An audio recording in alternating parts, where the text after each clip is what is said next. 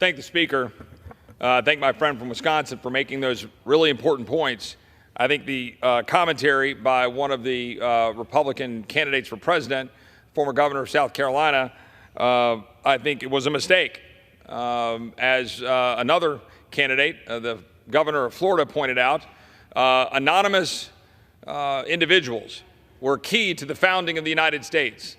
The authors of the Federalist Papers, many of our key founding members wrote anonymously to put out ideas into the public domain and have the government think that they should step in and to censor free speech because they think it might be something that is expedient to achieve other aims which I share, about trying to ensure that we don't have vitriol being shared in the domain and social media and making sure that we do not pollute the minds of our young. We can achieve focusing on protecting our young and protecting the world against the scourge of these electronic devices and social media without trampling the very free speech that helped found this country. It's a mistake to do that. It's a mistake to empower government over the minds of man, as founder Thomas Jefferson pointed out in saying that he would swear eternal hostility over the mind of men. The fact of the matter is, the republic is in trouble. This country is in trouble, and the time for excuses is over. No more excuses. No more excuses from my colleagues on the other side of the aisle, but most importantly of all, no more excuses from my colleagues on this side of the aisle. We have had a tumultuous year of sorts, but in the eyes of the American people, they've been watching from afar, wondering when this body, the People's House, will stand up in defense of the people who send us here. When are we going to do what we said we would do? When are we going to stand athwart and stop the reckless spending that is bankrupting a country that can no longer issue debt without having Moody's downgrade our rating, without having a treasury auction that is a borderline failure just last week because the people around the world no longer believe in American debt? Because we are now spending so much money and we have so much debt. We have more debt than we've ever had in the history of mankind. We have more debt than we had at the end of World War II after we exercised wars in 2 theaters to free this world of tyranny. And if we have to exercise our defense against foreign enemies today, and we have to ratchet up more spending to defend not just our country, but to defend the very freedoms under which we operate, we don't have the resources to do it. We don't have the supply chains to do it, because we're sitting around here twiddling, talking about setting up offices of equity. That's what we're doing. And my colleagues on this side of the aisle utterly refuse to actually do what they say they do, and they're going to go campaign against critical race theory and diversity, equity, inclusion, and campaign against Mayorkas, and campaign against open borders. And what do? They come into this chamber and they vote down amendment after amendment after amendment to cut spending and to stop funding the very bureaucrats that are undermining the freedom of this country. We have an administration that is at war with the people of the United States, nothing less. The current administration is undermining the prosperity of the American people, and they're doing it on a daily basis. The current administration, the Biden administration, is undermining our ability to defend ourselves under the Second Amendment, undermining our ability to carry out our free speech rights and our First Amendment rights, undermining our ability to live free from crime and free from the danger of dangerous cartels and dangerous gangs flooding across the southern border of the United States. Every single day, another Texan dies from fentanyl poisoning. Every single day, another Texan dies, like last week, 2 Texans, 2 Hispanic Texans who died tragically in a car accident when you had an illegal immigrant moving people across our border into Texas. And you had somebody who was human smuggling, who was speeding and killed these 2 American citizens. When is this going to stop? When are my Republican colleagues going to put up or shut up? We have bills voting down impeaching Alejandro Mayorkas. They go down. We have bills trying to cut spending, and we have games being played by appropriators right here. Sitting in the Rules Committee night before last, I had appropriators looking at me and talking about the side deals that were cut to keep spending money, to set up funds in slush funds. That's the way this town operates. Slush funds, backroom deals, continuing to spend money we don't have. I am sick and tired of it. I didn't come here for second place. I didn't come here for more excuses. I didn't come here to have the Speaker of the House assume the position and in 17 days pass a continuing resolution off the floor of this House through suspension of the rules. $400 billion, including an extension of the Farm Bill that doesn't do anything about the Chinese Communist Party ownership of our lands. Doesn't do anything to protect small ag and to protect small ranchers from big ag and all of the big corporate adventures getting rich based on the policies from this body. When is it going to be enough? Is $34 trillion of debt not enough? $2 trillion deficits not enough? Another American dying from fentanyl or from cartels? Terrorists coming across our southern border, not enough? Our babies being put in ovens in Israel, not enough? We have the Senate yesterday who chose expansion of the Internal Revenue Service over standing with Israel. And what are my Republican colleagues doing? They are all too happy to have this vote go down today and get on their airplanes and go home for turkey at Thanksgiving. Why aren't we putting another bill on the floor of the House right now and sending it over to the Senate to shove it down their throats, to say that we, Republicans, stand for cutting spending. We, Republicans, stand for standing with Israel. We, Republicans, stand for securing the border of the United States. No, let's just go back and go raise some money so we can do more fundraisers, so we can then try to get elected, so we can come back here and offer more excuses for why we don't get the job done. You know what the excuse will be next year? Oh, well, we won the House and we won the Senate, if we could even do that, but we don't have 60 in the Senate, Chip. We can't do what you want to do because we don't have 60 votes in the Senate. I've heard nothing but excuses for the 20 years that I've either been a staffer in this town, back in Texas watching it closely, or now back as a member. Nothing but excuses. Nothing but empty promises. And the time for those excuses is over. Today we took down a rule. Yes, because it was a closed rule. We had a closed rule, which means you can't amend it. The Rules Committee put forward a bill for Iran to go, quote, freeze the $6 billion sitting in Qatar through a closed rule. We were not allowed to amend it. Such is the way things operate in the people's house if we don't police it every single day. We changed things in January. We've been opening the place up, but that was a reversion right back to the mean. You can't amend it, little boy. You're just a backbencher. You know what? Yes, we will. We will force amendments because we had a better approach than a simple freezing of the $6 billion. You know what we wanted to do? We wanted to tell Iran no more. We're going to force the administration to stop issuing waivers to sanctions against Iran so we can stop the enrichment of Iran at the expense of Israel and at the expense of our own national security. Just yesterday, another $10 billion of waivers. $10 billion of waivers for Iran to sell electricity to Iraq. We are enriching Iran to be at war with us. We are enriching Iran to fund the killing of Jews in Israel. And yet Republicans just whistle by. Just say, oh, let's just issue a little bill. Let's just do $6 billion of freezing these assets in Qatar. Why don't you stop the actual blood money? Why don't you actually stand up and stop Iran from making billions of dollars giving oil to China? We talk a big game about Ukraine. We wear our little blue and yellow pins. Look at us. Look how compassionate we are to help people. But what the hell are we actually doing? Blank checks to Ukraine to go into the pockets of oligarchs, massive corruption, all getting documented by the day. We send a bill over to the Senate. Democrats kill it because they'd rather side with the IRS than Israel. And we can't even move a bill to hip check the Iranians who want to kill us and exterminate the Jews in Israel. They don't hide behind it. They don't shy away from it. They openly say it. And here we are, and I'm in an empty chamber because everybody wants to go home and have their turkey, and we haven't done anything.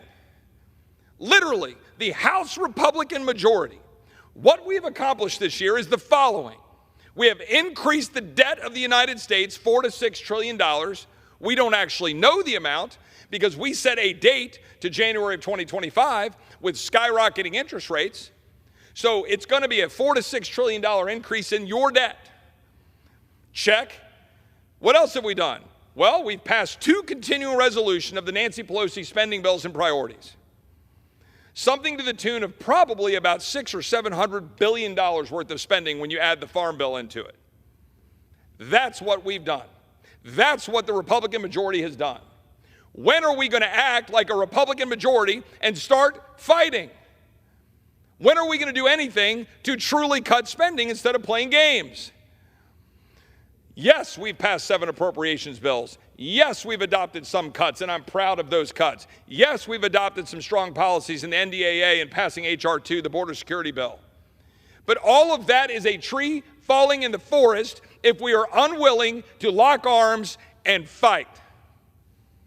It does you no good to get all your ammunition ready and get all prettied up and get in the boats, and when you get to the beaches in Normandy, say, sorry, I don't think we can climb the cliffs because now's not the right time. When is the right time? Because nobody's going to just stand up one day and say, guess what, boys, it's June 6th. It's time to get up and fight. Because right now, all I'm hearing is excuses. All I'm hearing are reasons why we can't do what we campaign on doing. We can't have a shutdown. Okay, well then why don't you just take your voting card, walk over to the other side of the aisle and say, thank you, sir, may I have another? Because that's what we're doing. If we don't stand up and say, there's going to be a moment where we're going to say, we're sorry, you don't get to use taxpayer dollars and, more importantly, borrowed money to continue to stick it to the American people every day with open borders, dangerous communities, skyrocketing interest rates, skyrocketing inflation, an inability to educate your children without them being indoctrinated, an inability to have a job without being told you got to get a vaccine, an inability to have your business open during a pandemic because a bunch of tyrants shut your livelihood down, and now we do nothing about it, an inability to have a national defense that isn't woke and focused on, diversity, equity, inclusion, and transgender surgeries and abortion tourism, rather than actually killing people and blowing things up, which is what the military is supposed to be trained to do. What in the hell are we doing in this chamber? We talk about these leaders of the law that are put up on the walls around the chamber, including Moses. And we're walking away from Moses and the people of Israel by not standing up and defending Israel, by ensuring that we force the Senate to do their job. I would have shoved down the throats of the United States Senate a funding bill that included Israel and dared Chuck Schumer to shut the government down and go home and eat turkey. But instead, we walk away.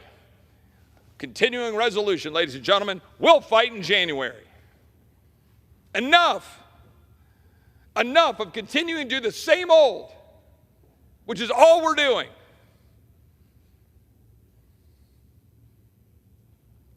We give tours over to Arlington National Cemetery. When you fly into Washington, D.C., as one of my friends, the governor of Florida, Governor DeSantis, likes to point out, as a man who wore the uniform, as a man who served his country, when he flies into Washington Reagan, DCA, and you fly along the Potomac and you look to your left, he says in stories, you see the monuments. You see the Washington Monument. You see the Lincoln Memorial. You see the Jefferson Memorial. You see this Capitol building sitting up on the hill as a symbol for freedom and what a republic looks like for the world to understand and see. But on your right, when you're flying down that river, you see a whole bunch of other monuments, but they're a lot smaller. They're little stones of marble that are cut out to represent all of those who died so that we could be here, who died so that we could live free, who died so that we could stand under that flag. And we're pissing it away. We're giving it away. All that they fought for, all of those freedoms, we are giving it away. Why? Because we're too cowardly to stand up and do our job. Oh no, a shutdown. Are you freaking kidding me? Oh, we can't have a shutdown heading into Thanksgiving. What will they say or do? How about we stand up and fight and go to the American people and tell them that we believe we should be doing what they sent us here to do? Limiting spending, securing the border of the United States, standing with Israel, but paying for this stuff as we go so our kids and our grandkids don't inherit a bankrupted country and they don't have to wonder what freedom used to look like while they're speaking Mandarin. But that's what we're going to get. We went through an entire month of drama about a speaker, and we just did the same damn thing we've been doing. The people I represent are sick and tired of it. People say, well, Chip, why do you get so animated on the floor? Because somebody has to stand up for the people whose voices want to be heard in this town. If I see another bill, another measure, another amendment, another office focused on diversity, equity, inclusion, focused on all of these nonsensical programs that we can't even afford, much less if they're good for the United States of America, rather than figuring out how to have bullets and planes and boats to stand up and defend this country and defend freedom, rather than standing up and securing our border and giving the Border Patrol what they need, rather than making them show up to the border every day, outmanned, outgunned, and with a mission to usher people into the United States falsely under the name of compassion, using false interpretations of the law, expansive uses of asylum and parole, to allow terrorists and criminals to come into the United States and endanger the American people. The police officer in Austin, Texas, that I went to the vigil for on Sunday night, he was killed by somebody on the terrorist watch list. What in the hell is wrong with this country? Are we not sovereign? Do we not believe that we should secure this country for the people of the United States? If this body were serious, we wouldn't leave town without ensuring that we're secure. We would not leave town without forcing Chuck Schumer and Joe Biden to the table because Republicans control this chamber, or at least they say they're Republicans. For the life of me, I do not understand how you can go to the trouble of campaigning, raising money, going to events, talking to people, coming to this town as a member of a party who allegedly stands for something, allegedly stands for reducing spending, allegedly stands for eliminating debt, securing the border, strong military, ending the wokeness that is killing and corrupting our schools and our kids, and then do nothing about it. One thing. I want my Republican colleagues to give me one thing, one, that I can go campaign on and say we did. One. Anybody sitting in the complex, if you want to come down to the floor and come explain to me one material, meaningful, significant thing the Republican majority has done besides, well, I guess it's not as bad as the Democrats. Because that reminds me of the line from Patton when he said, well, you won't have to say, well, I was shoveling crap in Louisiana. Because that's what we're doing. No offense to my friends from Louisiana. My mom grew up in Louisiana. I don't understand how we can watch a world building up to take us out. China, Iran, places all around the world who want to undermine the United States of America, and we're doing nothing about it. We are not moving manufacturing capacity to the Western Hemisphere into our own country.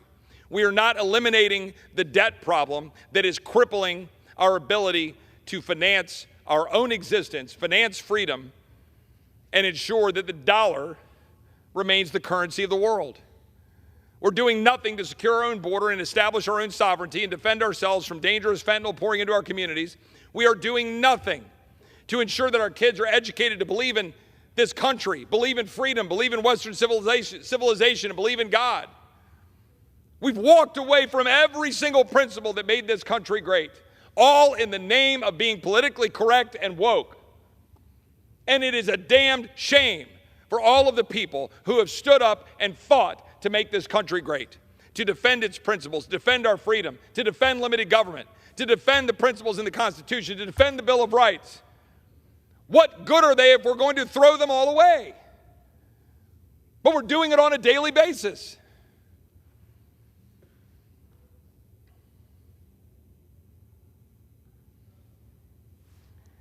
Just today,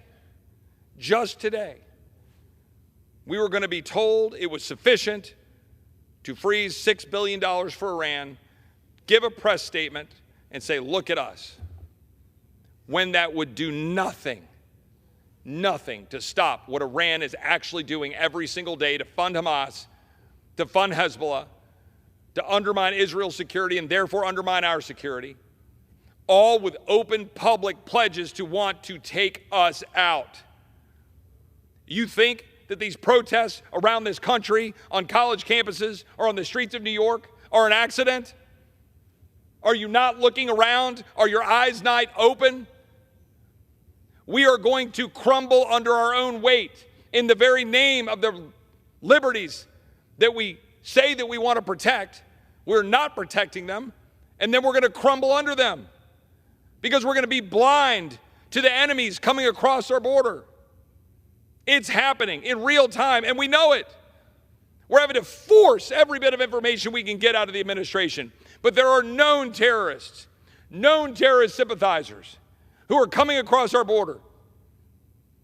They're looking at us and laughing. They are seeing our border, and they know they can exploit it. We're worried about FISA. I had some of my colleagues preaching about the need for the Foreign Intelligence Surveillance Act to go stop our foreign enemies. Okay, I'll spot you. I think we need to make sure we've got the tools so long as they're protecting American civil liberties. But you're worried about FISA when our border is wide open? You can waltz across the Rio Grande, look at the Border Patrol and say, hi, I'm here, and get released into the United States. And we don't do anything about it. That's not a sovereign nation. That's not a free nation.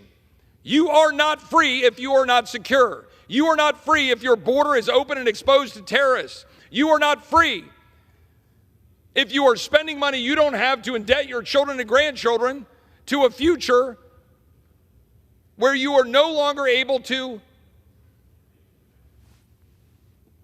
fund freedom. How are we going to fund a national defense with a dollar that's not worth anything?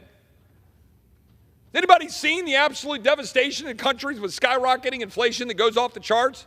Zimbabwe or countries that have had this over the years? That's where we're headed. We are not free if we are not sovereign. We are not free without secured borders. We are not free if our military is not strong and not woke. We are not free if we're not able to exercise our First Amendment rights without being censored, which is happening every single day. How are you free if you lost your job because you didn't want to take an experimental vaccine that had zero to precious little testing, depending on who you listen to, now with massive amounts of evidence demonstrating vaccine-oriented injuries? Somehow you weren't free to be able to go exercise your rights as a human to go carry out your livelihood so you could take care of your family. You're not free. That's not a free country. What have we done? How many hearings have we had about COVID tyranny? Like a couple? Kind of brushed aside? What have we done? Have we done anything to hold Anthony Fauci accountable? Have we done anything at all to uncover how a country like this could shut down the largest economy in the history of the world, shut down people's abilities to live their lives, force people to take vaccines, force people to walk around with masks on their face, or get fined on the very floor of the House of Representatives? Have we done any kind of expose for the American people about how that should never happen again? No. The American people didn't send us here for this. They didn't. They didn't send us here to keep doing the same thing. Nobody runs for Congress to keep doing the same thing that they think is wrong. People wonder, say, well, Chip, you're criticizing Congress. You must not like Congress very much. Well, Congress polls at like 17%. So I feel like if I'm against Congress, I'm with 83% of the American people. And I'm right.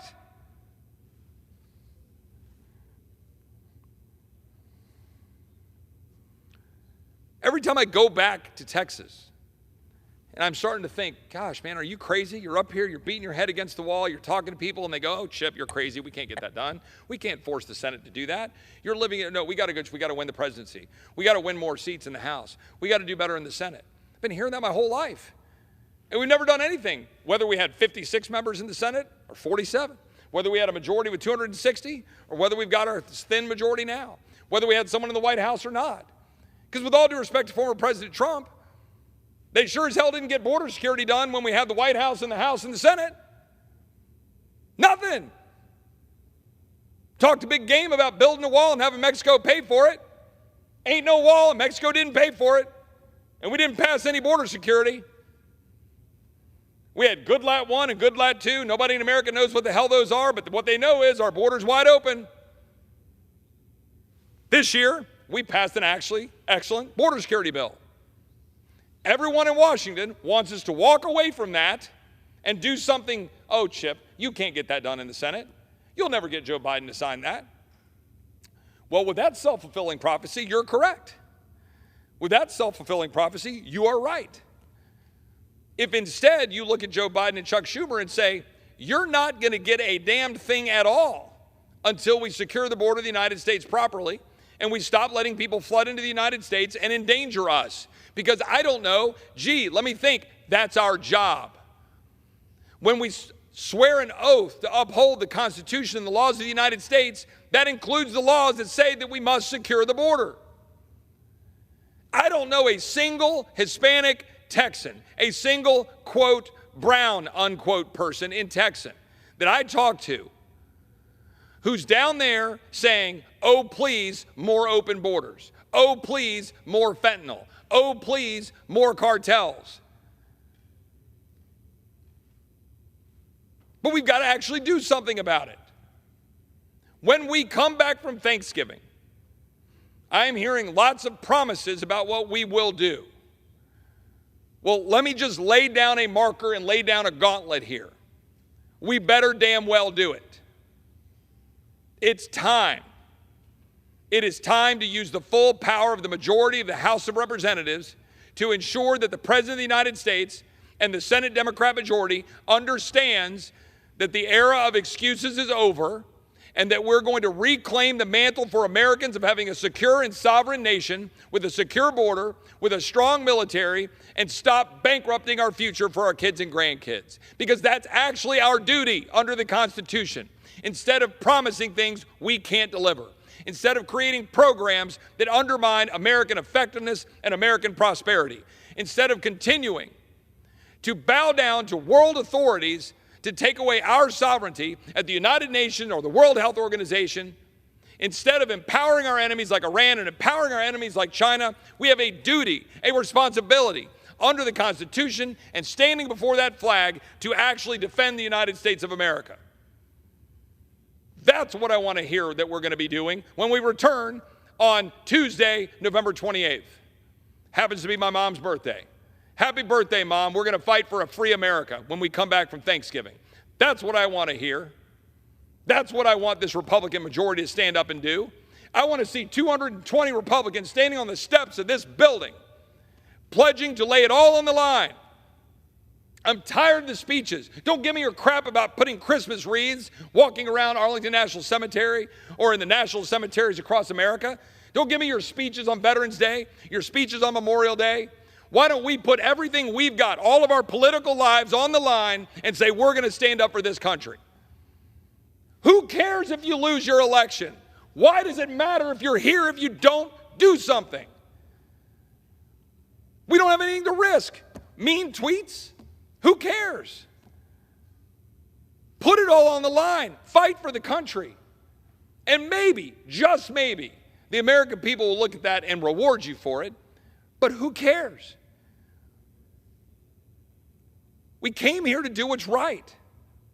No one believes spending money we don't have and indebting our kids and grandkids is right. Nobody. Nobody believes, no rational person, no sane person believes that an open border with terrorists and cartel members and fentanyl pouring across it is right.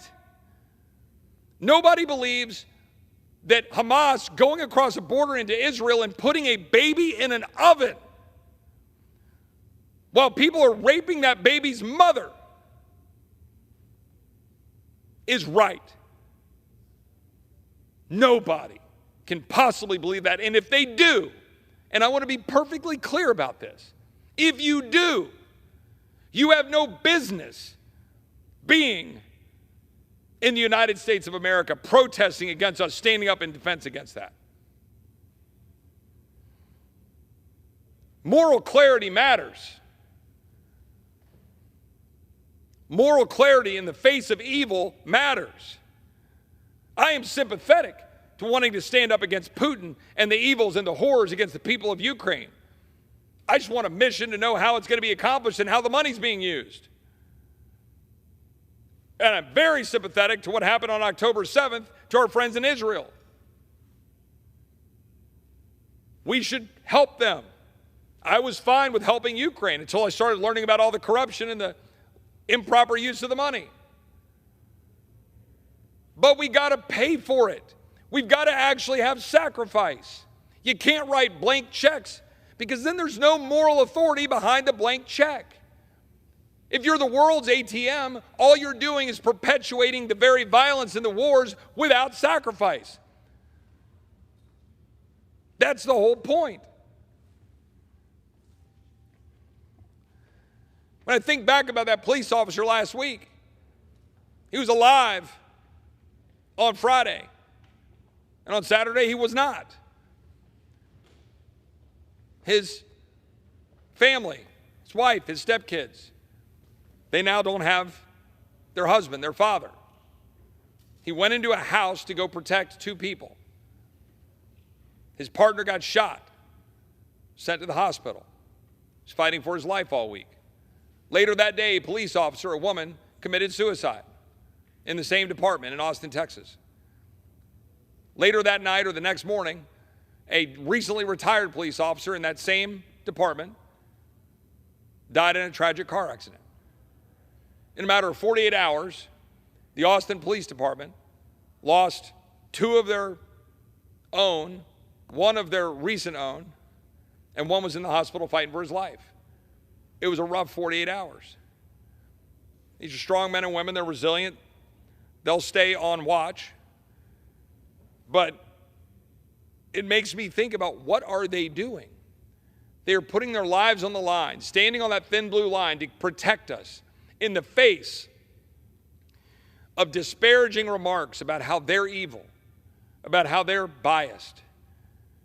Defunding by the Austin City Council of $150 million, which, by the way, is a part of the mental health issues, a part of the danger that some of these guys face, a part of the danger that we send these guys into dangerous situations, into a house, and they're questioning, can they shoot? Can they act?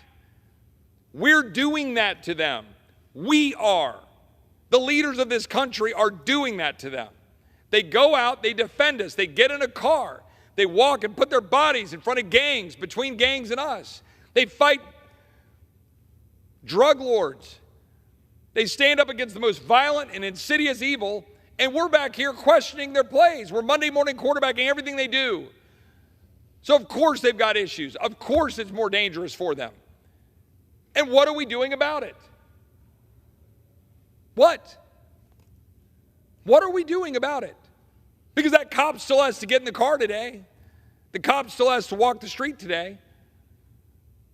What are we doing to defend them, to protect them? What are we doing for our men and women in uniform who are wondering what they're doing when they have to sit in sessions about social engineering and wokeness training? They're doing it. I've exposed it. Put it out on social media. All of the different classes, all of the stuff they have to go through. All I want to do is get trained on how to jump out of helicopters and shoot guns and fly planes and drive boats and figure out how to defend the United States of America, which, by the way, is its mission. You want to know why recruiting levels are in the toilet? Because we're turning it into a social engineering experiment. When we set out in January to change the House of Representatives, we set out to make this place get back to what we would call regular order. We've had some successes and some monumental failures in doing that. We've had a brief spell where we had something sort of close to resembling open amendments on the floor.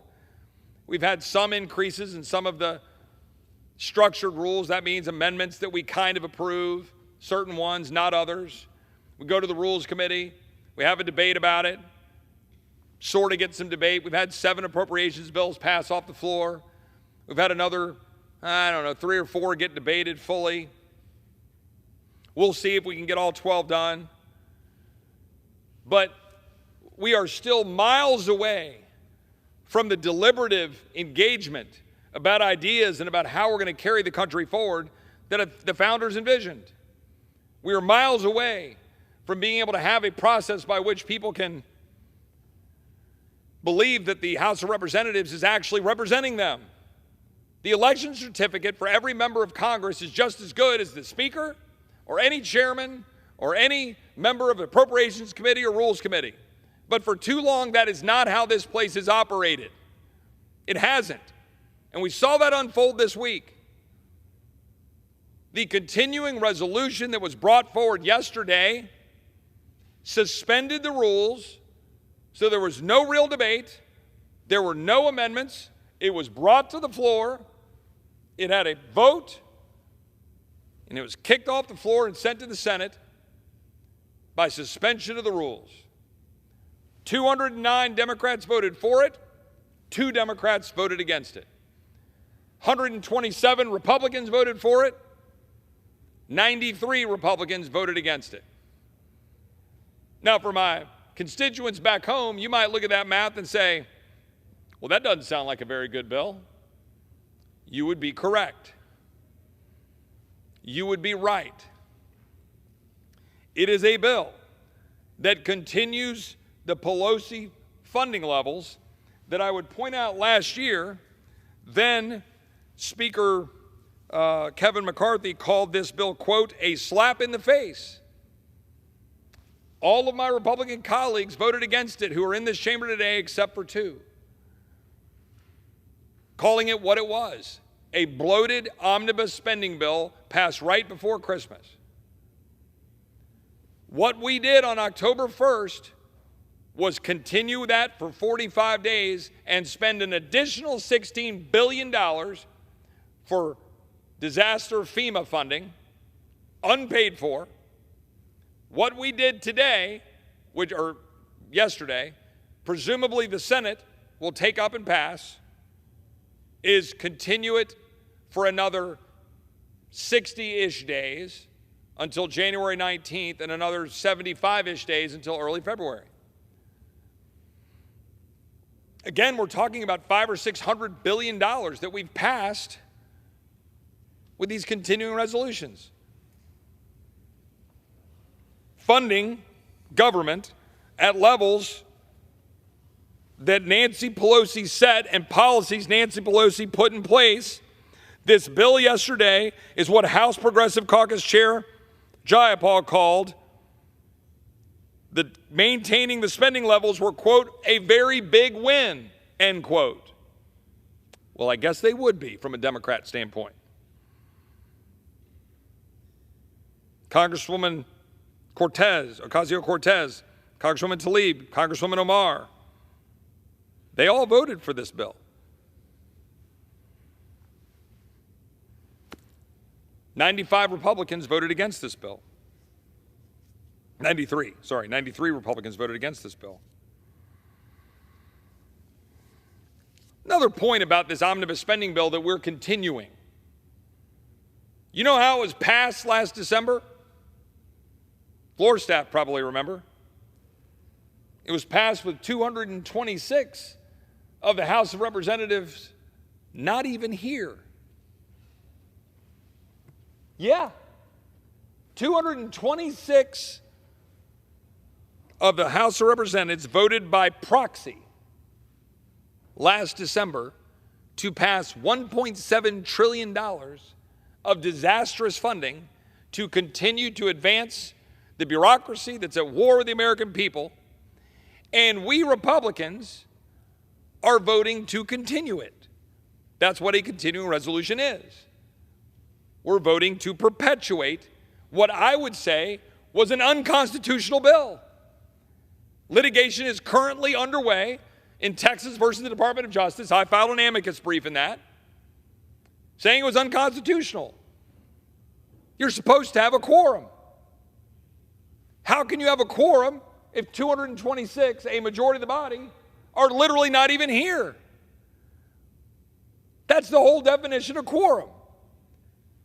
So we have what I believe, regardless of what the court ultimately says, because the court doesn't like to stick its nose in the business of the House. It should in this case, because it's plain black letter, I'd say English, but it's really Latin, what a quorum is. But it's nevertheless unconstitutional. You didn't have 226 people. 226, they weren't even here. They voted by proxy. So you've got an omnibus spending bill that is, in my opinion, unconstitutional, that we've been operating under since last December. And now we're perpetuating an unconstitutional bill by voting for a continuing resolution of unconstitutional funding to fund a government at war with the American people at levels that are indebting our kids and grandkids. Well, congratulations. Well done, us.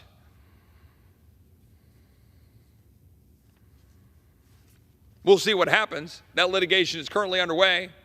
I think it's going to go before a district judge sometime here in December. My friends here on the floor and in the parliamentarian's office, we might have some fun Decembers if the court makes a decision that that omnibus bill is unconstitutional. We'll see what happens then. Nobody is under the delusion that it is a difficult environment in this current day and age in Washington to get things done. Nobody here is saying that we need to get everything we want.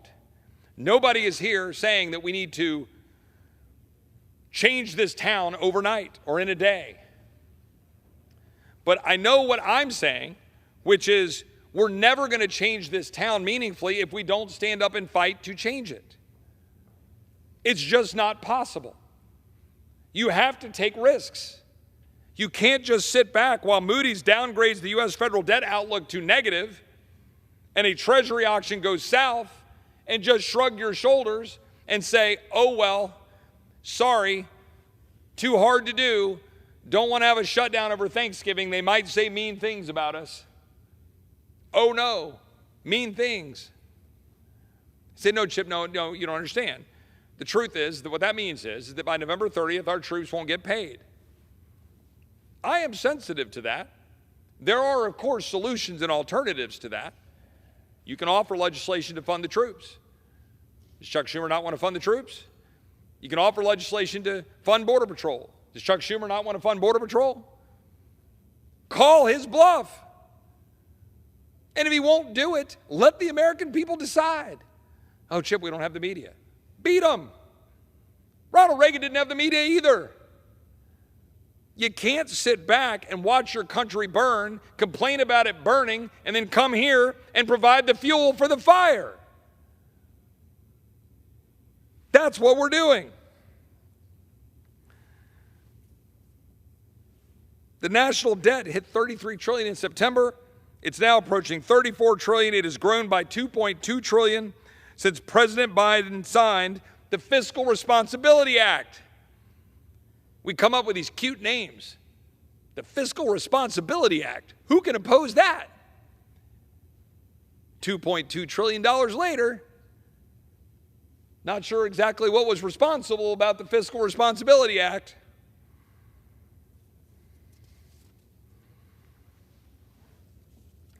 When we head into Thanksgiving, you know, I think Wednesday before Thanksgiving, the Wall Street Journal always writes in their editorial section, and they reprint an editorial that was written decades ago.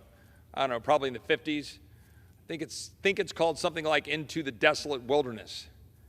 It talks about the early American settlers, pilgrims, if you will, coming into the United States and going into the desolate wilderness.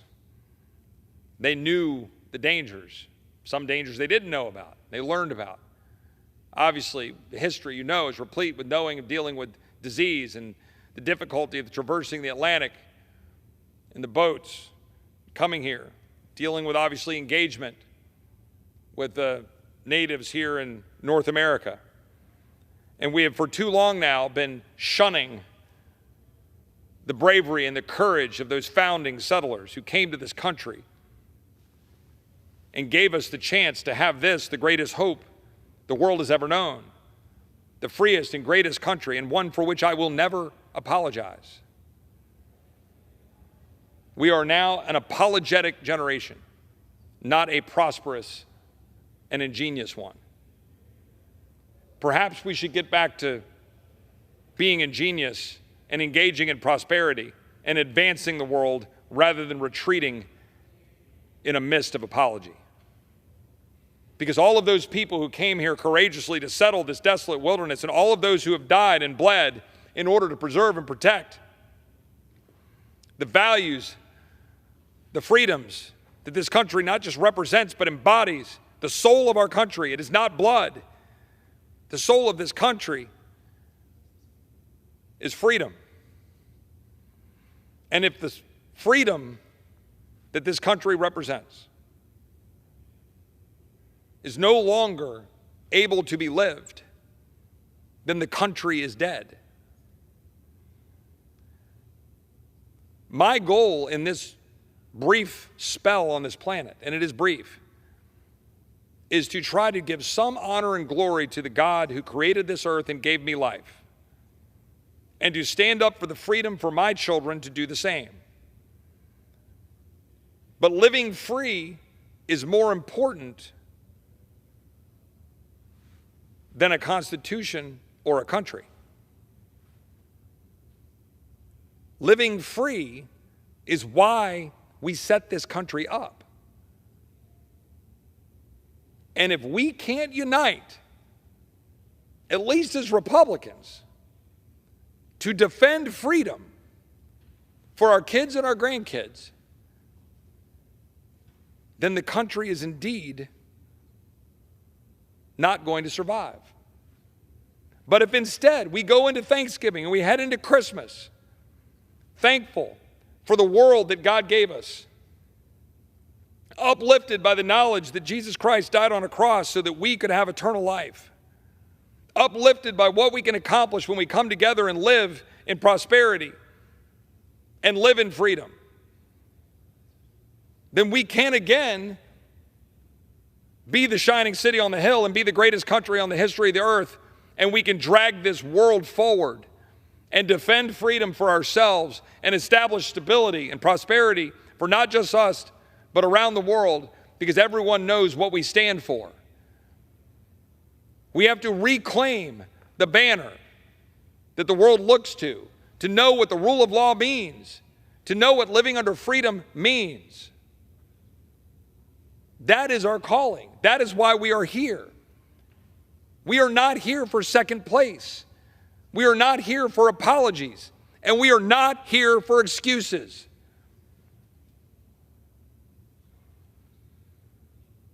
We owe it to the poorest among us who look to this body to secure the blessings of liberty as the Constitution outlined. The Constitution doesn't promise you an outcome. It doesn't promise you a certain way of life. It doesn't promise you prosperity. It gives you the freedoms and the structures, or it honors, I should say, the freedoms and the structures in place so that you can prosper and live free. Nothing more, nothing less. And when we promise more, we are giving people less. Let us head into the holiday season thankful that we still live in the greatest country in the history of the world, but resolved to protect it, save it, advance it under the principles that made it great, not under the false accusations for which we should somehow crawl into the corner and apologize, rather than recognizing that through the turmoil, through the mistakes, through the sins, we have thrived and we have stood tall to pursue righteousness as a country. I am indeed thankful as a cancer survivor, as a father, as a husband.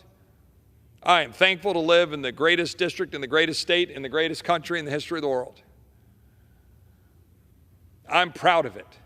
I'm unapologetic for it. I'm unapologetic for our nation's founding. I'm unapologetic for our nation's advancement. I'm unapologetic for the prosperity it has produced. I'm unapologetic for the blood that we have shed around the world, not for tyranny, not for world domination, but for freedom. I will never apologize for that.